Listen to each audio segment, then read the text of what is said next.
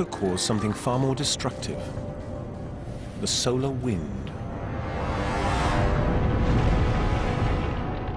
As they reach the surface, photons heat up the outer layers of the sun, sending it hurtling around the star, creating extreme turbulence and intense shock waves.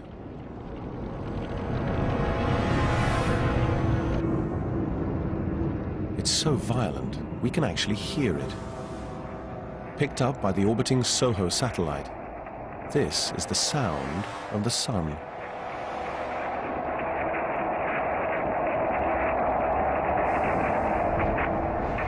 The speeding gases also generate powerful magnetic fields. As the star rotates, the fields clash and burst through the surface.